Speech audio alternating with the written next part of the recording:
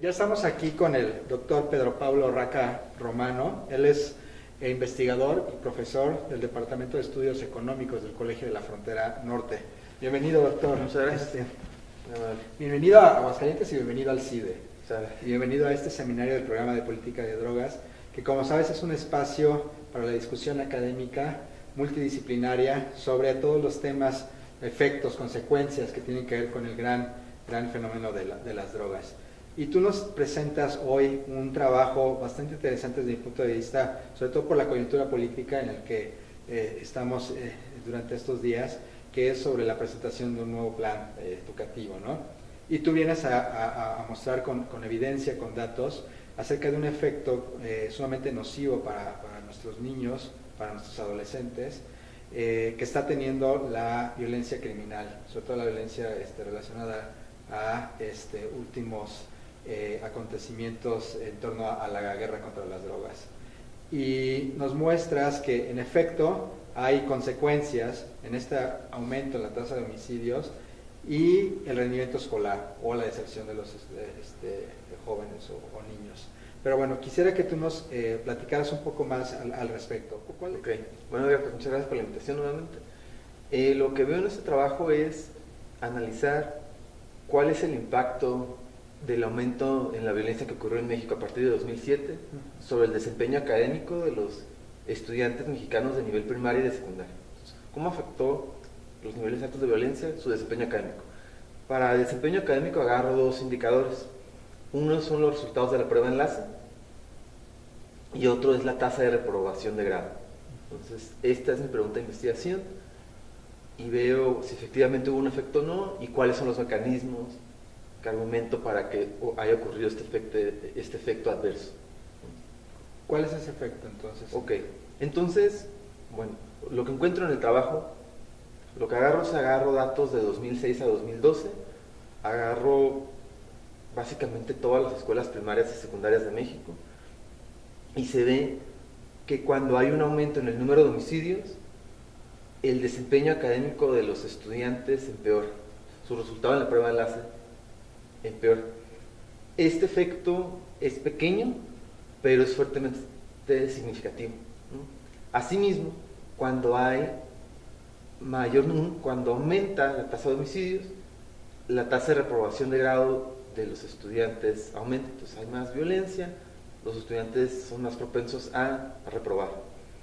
Lo que yo argumento, lo que yo encuentro, es de que el mecanismo para que esto ocurra es de que cuando hay brotes de violencia, con mucha frecuencia las clases se suelen suspender, ¿no? Entonces es la suspensión de clases el mecanismo que parece que genera este efecto adverso, como los estudiantes ya no van a la escuela y parece ser de que cuando se suspenden las clases los profesores no les dejan tarea adicional de tal manera que las clases no se reponen y los estudiantes no compensan esta suspensión de clases estudiando más en su casa, en su hogar. Entonces por eso se genera este efecto negativo. Cuando vemos más ejecutados en las calles es cuando entonces nuestros niños, nuestros adolescentes están teniendo problemas para tener un buen desempeño académico o para aprobar los grados. ¿Hay diferencias sustantivas en la violencia que tenga impactos diferenciados en los estudiantes? Pienso, por ejemplo, los homicidios que son, digamos, de fuego común, ¿no? Como a lo mejor en un asalto, en un accidente de tránsito, cuando alguien atropella a una persona, son cualitativamente distintos a aquellos relacionados con la violencia de drogas, o lo que hemos visto durante los últimos años. ¿Ahí hay una diferencia o es...? Sí, bueno, entonces lo que se observa, digamos, primero separándolos por nivel primaria y secundaria, el efecto negativo es mayor sobre los estudiantes de secundaria comparado con los de primaria. Yo lo que argumento es de que este efecto es mayor sobre los de secundaria porque como ya están un poco más grandes, también ya están un poco más conscientes de lo que está pasando a su alrededor, ¿no? Entonces también esto genera efectos de estrés, ¿no? Esto de trastorno por estrés postraumático, lo cual también puede afectarlos de manera negativa. Entonces observa ese efecto.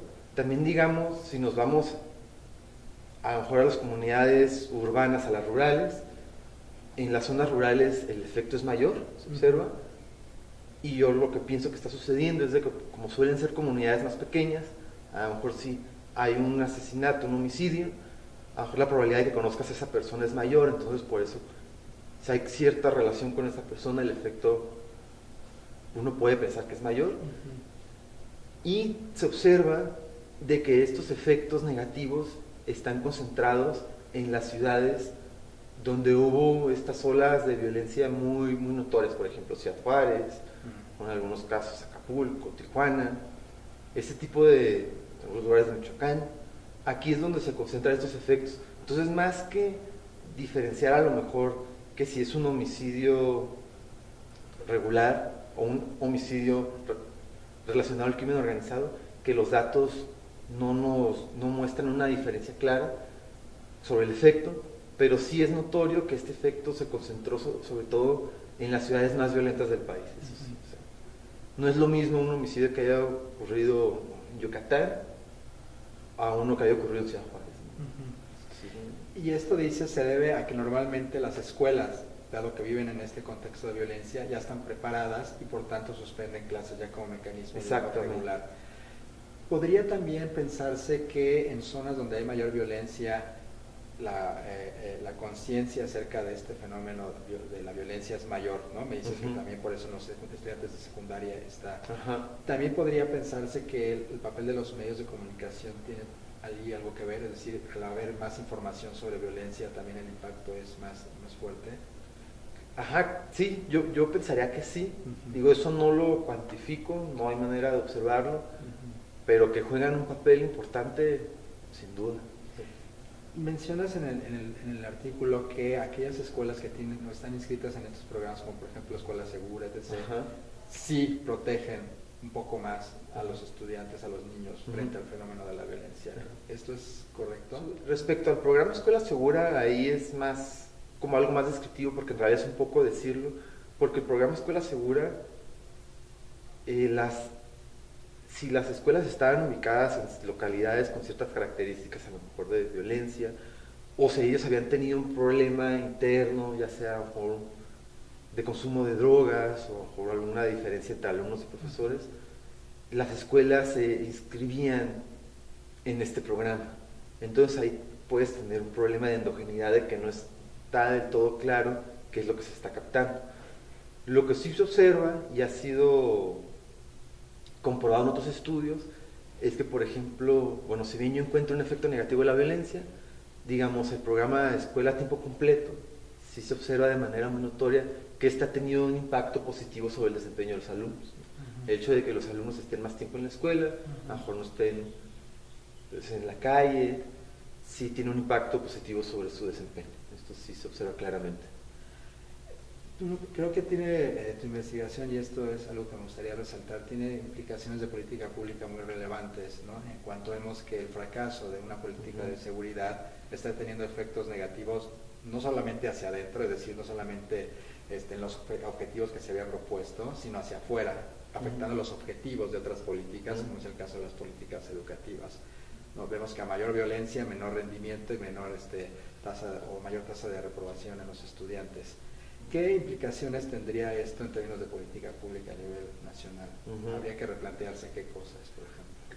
Claro, entonces, o sea, como que una consecuencia no prevista, ¿no?, de todo este brote de inseguridad es que ha afectado el desempeño de los estudiantes. Y sobre todo, algo que también encuentro es que el mayor número de homicidios se suele presentar en las localidades más marginadas, que son en las zonas más pobres de la ciudad. Entonces el efecto negativo sobre los estudiantes suele ser sobre los estudiantes que estudian en la escuela pública, en zonas más marginadas, que por sí ya son los sectores más vulnerables de la sociedad. Entonces este es el sector que se está viendo más afectado. Y lo que se está viendo es de que no hay un mecanismo para tratar, o sea, de a lo mejor este efecto negativo tratar de corregir. Entonces, los resultados sugieren que, digamos, la brecha educativa de logros educativos se está haciendo más grande entre los sectores privilegiados y los más vulnerables. Eso es un resultado importante. Entonces hay que encontrar la manera, digamos, bueno, idealmente, pues de reducir los niveles de violencia, pero también ante este contexto de cómo garantizar de que estos sectores, estas escuelas no se vean tan perjudicadas, ¿no? Por ejemplo, a lo mejor tener material listo, no sé, una serie de módulos en caso de que no tengan clases, no sé, pero sí es el sector que se está viendo más afectado. Tendría entonces dos lados, ¿no? Por un lado, internamente reforzar las políticas educativas frente a este fenómeno de la violencia, pero hacia afuera replantear también las estrategias de seguridad pública, podría ser también una opción. Claro, porque sí, digo, los niveles de homicidio en México siguen siendo bastante altos, entonces tiene que buscar replantear esta política de seguridad. Yo me pregunto cuáles serían los efectos a largo plazo en los niños, ¿no? Vemos que a corto plazo reprueban, no tienen buenos promedios, pero estamos hablando que en un país como el mexicano, que tiene creo que el 27% de su población es joven, son niños, ¿de qué estamos hablando en términos generacionales? Claro, eso es un punto muy importante.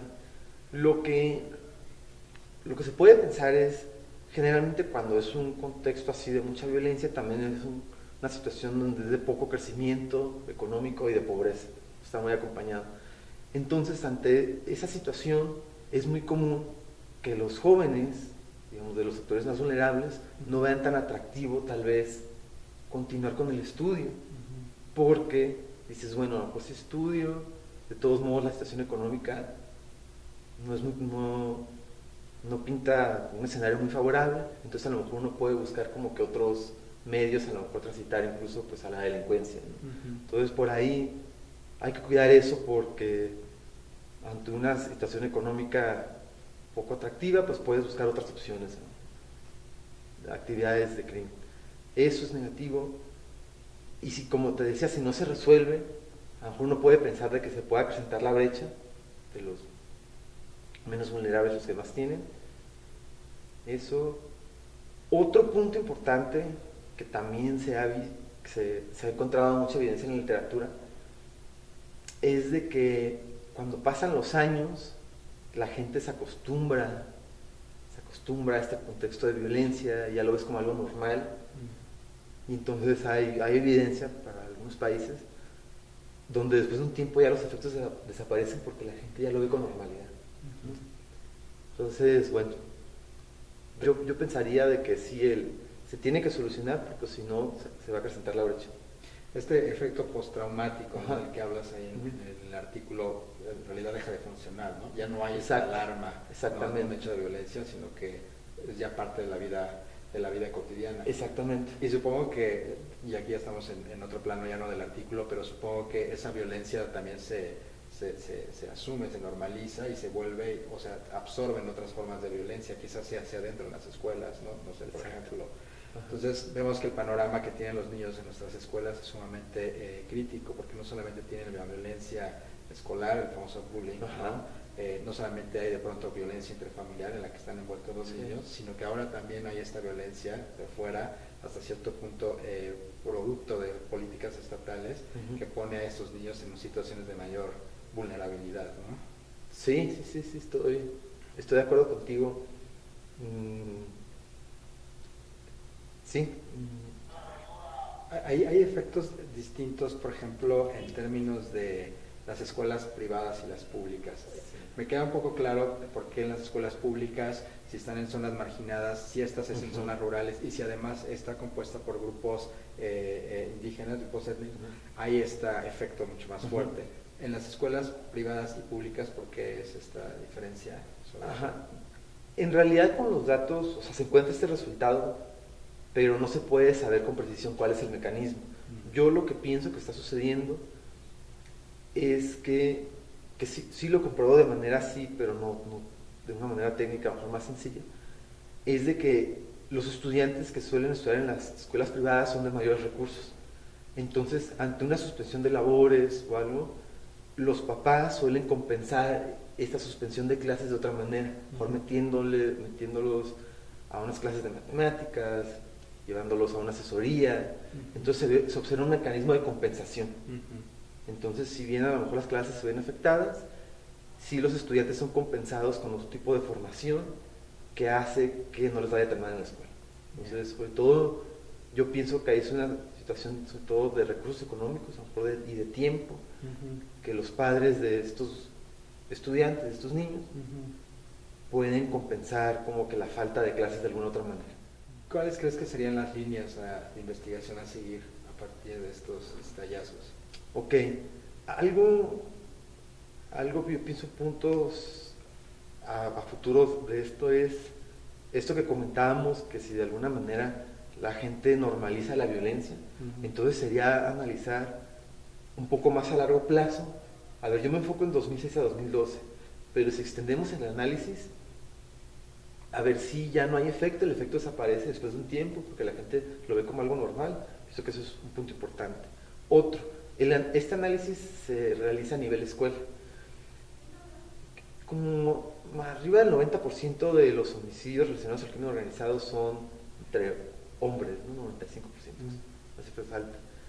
Entonces sería interesante ver si el efecto de la violencia es distinto dependiendo si el estudiante es hombre o mujer, ¿no? A lo mejor perciben el riesgo distinto, su reacción es distinta ante este contexto, entonces ese sería otro punto.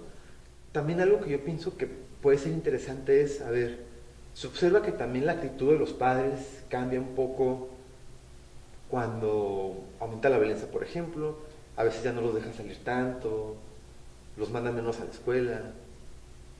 Entonces, a ver, dependiendo del género del estudiante, los papás reaccionan de manera distinta con los hijos, a lo mejor le dedican más tiempo, le dedican menos tiempo, los cambian de escuela, entonces yo pienso ver si el efecto de la violencia se normaliza y enfocarse en diferencias de género. Pienso que esas son dos líneas importantes donde todavía hay mucho por saber. Bueno, doctor Pedro Pablo Raca Romano, te agradezco mucho la revista y te agradezco también bastante que hayas estado y que nos acompañes hoy en el seminario del programa de política de drogas. Gracias por tu investigación y gracias por compartirnos tus hallazgos. Muchas gracias a ti, mucho gusto.